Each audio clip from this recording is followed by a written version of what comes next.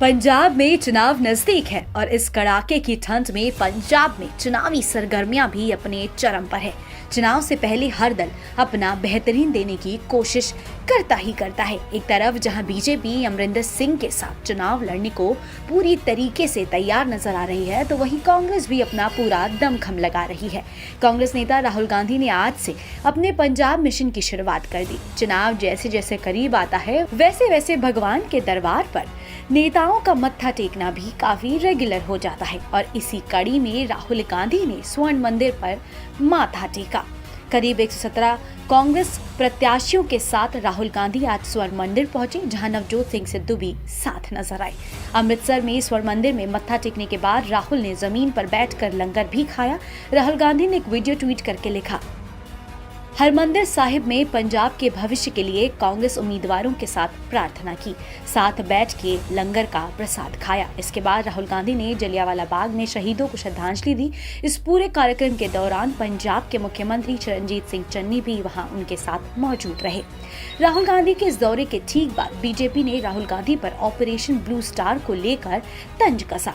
BJP नेता मनजिंदर सिरसा ने राहुल के श्री दरबार साहिब दौरे को लेकर कहा कि अगर राहुल गांधी ने दरबार साहिब में गोलियों के निशान देखे होते, वहां की चीखों और खूनी मंजर को महसूस किया होता, तो जरूर परिवार की करतूतों के लिए शर्मिंदा होकर माफी मांगते।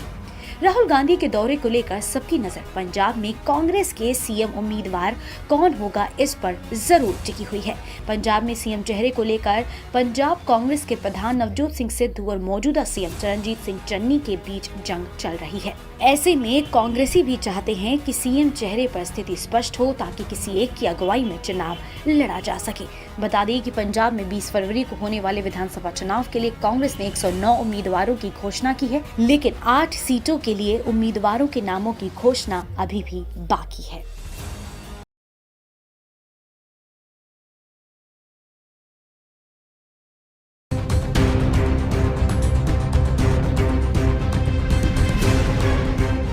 इस चुनावी मौसम में हर राजनीतिक नेता अपने विरोधियों पर आरोप लगाकर एक दूसरे पर दबाव बनाना चाह रहे हैं, जिससे वो लोगों और मीडिया की सुर्खियां बटोर ही लेते हैं।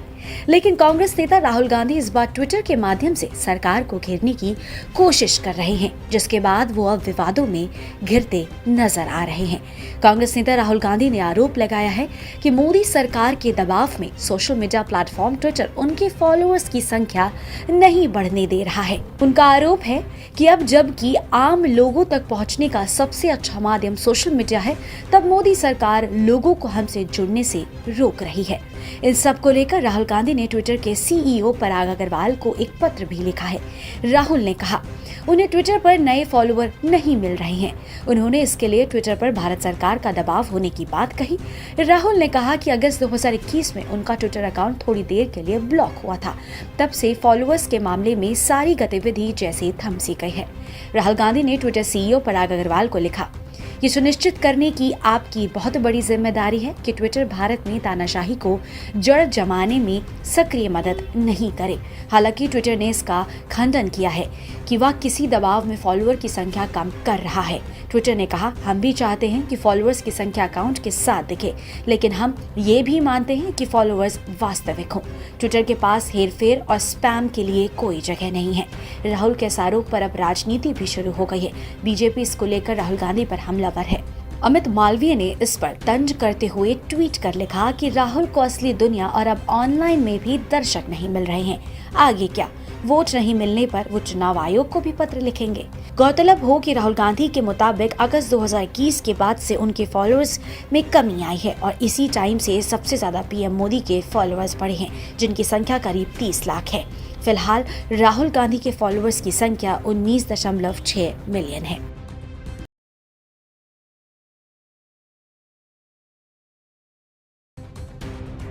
उत्तर प्रदेश चुनाव की तारीख जैसे जैसे पास आती जा रही है, वैसे वैसे सियासी पारा भी अपने चरम पर पहुंचता जा रहा है। नेताओं के एक दूसरे पर चलाए जा रहे सियासी तीरों की धार भी समय के साथ पैनी होती जा रही है।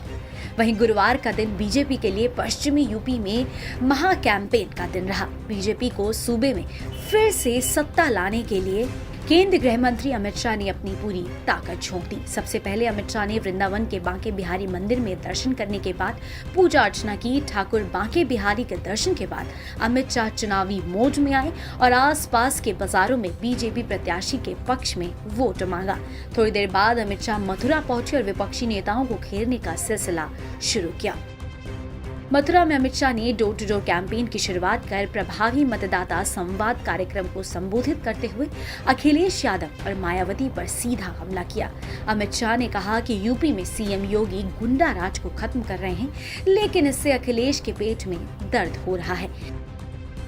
मित्रों, उत्तर प्रदेश को हम सब जानते हैं, मगर तनिक मैं 5 साल पहले ले जाना चाहता हूं।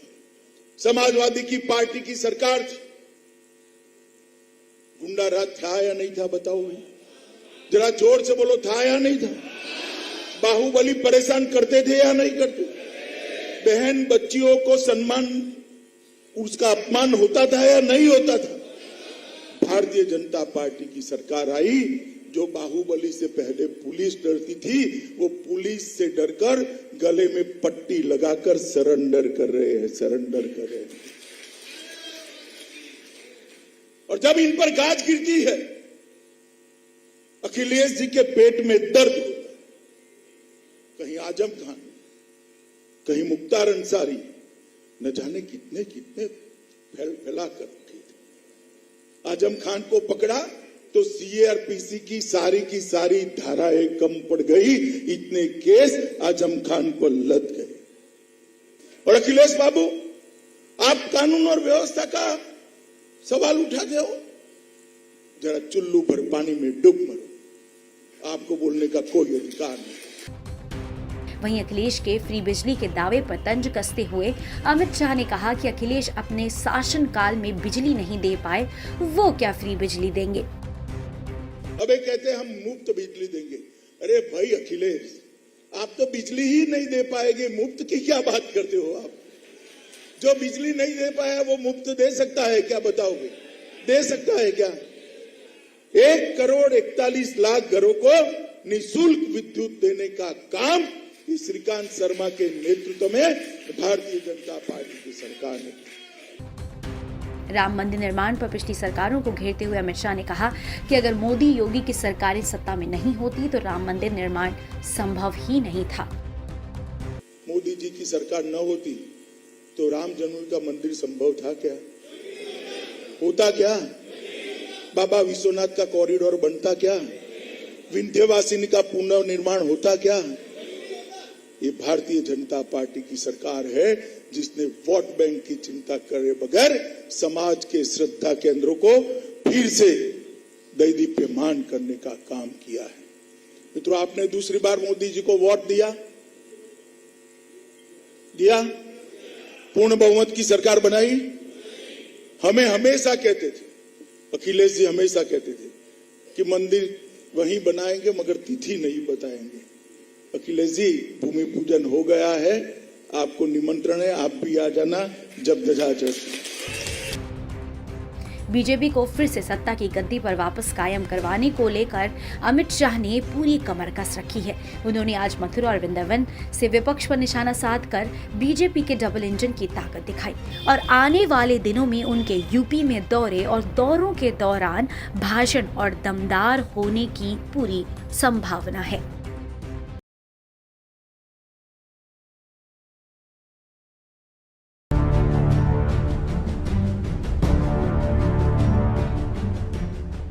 राजधानी दिल्ली में बीते कई दिनों से कोरोना मामलों में दर्ज की जा रही कमी के चलते आखिरकार दिल्ली वासियों को कोरोना पाबंदियों से बड़ी राहत मिल गई है। दिल्ली आपदा प्रबंधन प्राधिकरण यानी कि DDMA ने गुरुवार को बैठक कर वीकेंड कर्फ्यू और दुकानों के लिए लागू ऑड इवन सिस्टम को खत्म करने का फैसला किया है। कोरोना वायरस के नए वेरिएंट ओमिक्रॉन का प्रकोप बढ़ने के कारण राजधानी में 1 जनवरी को वीकेंड कर्फ्यू लगाने का ऐलान किया गया था, यानी 4 हफ्ते के बाद वीकेंड कर्फ्यू का फैसला वापस ले लिया गया है। हालांकि स्कूल खुलने का इंतजार थोड़ा और बढ़ गया है। अब डीडीएमए की अगली बैठक से ही स्कूल खुलने को लेकर पॉजिटिव फैसले की उम्मीद लगाई जा सकती है। साथ ही राजधानी में अब 50% क्षमता के साथ सिनेमा हॉल खुल सकेंगे, लेकिन नाइट कर्फ्यू रात 10 बजे से सुबह 5 बजे तक जारी रहेगा। आइए आपको बताते हैं कि डीडीएमए की बैठक में क्या फैसले लिए गए। कोरोना के कारण नाइट कर्फ्यू जारी रहेगा। वीकेंड कर्फ्यू खत्म करने का फैसला। 50% क्षमता के साथ खुलेंगे मैरिज हॉल। बार, रेस्टोरेंट और सिनेमा हॉल 50% क्षमता के साथ खुलेंगे। शादी समारोह में शामिल हो सकेंगे 200 लोग। बाजारों के ऑड इवन सिस्टम खत्म करने का लिया गया फैसला।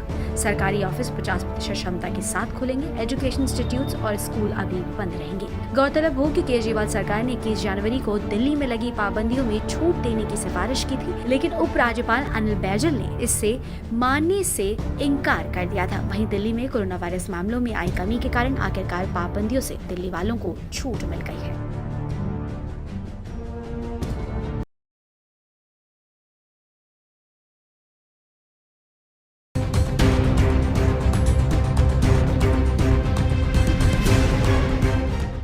Railway recruitment board RRB, NTPC CBT 2 और ग्रुप डी सीबीटी 1 की परीक्षा में धांधली को लेकर छात्रों का प्रदर्शन उग्र हो चला है। बिहार के कई जिलों में विरोध और रेलवे भर्ती बोर्ड के खिलाफ प्रदर्शन करने के लिए छात्र लगातार पटरियों पर उतर गए हैं, जिसको लेकर गया में बुधवार को प्रदर्शनकारियों की भीड़ ने एक यात्री ट्रेन को आग के हवाले कर दिया। इससे पुलिस और रेलवे प्रशासन सब हक्के बक्के रह गए। जहां एक ओर पूरा देश गणतंत्र दिवस का जश्न मना रहा था, वहीं बिहार में हजारों युवाओं ने कानून को अपने हाथों में लेते हुए कई जगह तोड़ फोड़ की, जबकि रेलवे ने एनटीपीसी और लेवल 1 की परीक्षा स्थगित करने की घोषणा भी कर दी है। वहीं जांच के लिए उच्च स्तरीय समिति भी गठित की गई है। इसके बावजूद छात्रों का गुस्सा कम होने का नाम नहीं ले रहा है।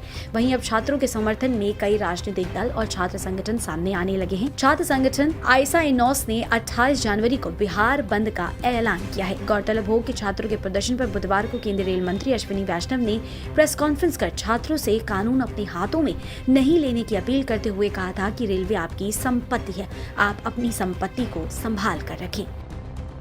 एकदम सीरियसली आपके सारे पॉइंट्स को लेंगे। मेरा निवेदन है कि कोई भी छात्र कानून को हाथ में न ले, और जो कमिटी बनाई है और हर एक आरआरबी के चेयरमैन को बोला गया है कि आप जहां पर भी जो भी अपने कंसर्न्स आपके सामने फॉर्मली इनफॉर्मली रखना चाहे, आप उनकी बात सुनिए और उसको सारे कंसर्न्स को कंपाइल करिए। कंपाइल करके कमेटी के पास भेजें, और कमेटी आपके साथ डायरेक्टली भी कांटेक्ट कर रही है। एक ईमेल एड्रेस ऑलरेडी आपके सामने पब्लिसाइज किया गया है। इसके अलावा कमेटी फिजिकली भी देश के कई जगह में जाके आप लोगों से मिलेंगी।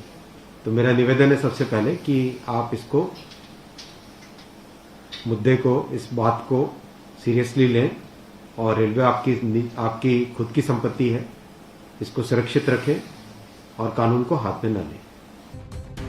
दरअसल छात्र रेलवे भर्ती बोर्ड की आरआरबी एनटीपीसी परीक्षा 2021 के परिणाम का विरोध कर रहे हैं। विरोध कर रहे छात्रों ने कई जगहों पर प्रदर्शनकारी छात्रों का दावा है कि 2019 में जारी आरआरबी अधिसूचना में केवल एक परीक्षा का उल्लेख किया गया था। उन्होंने अधिकारियों पर छात्रों के भविष्य के साथ खिलवाड़ करने का आरोप लगाया है।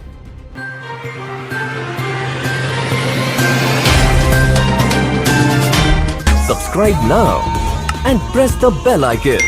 Never miss an update.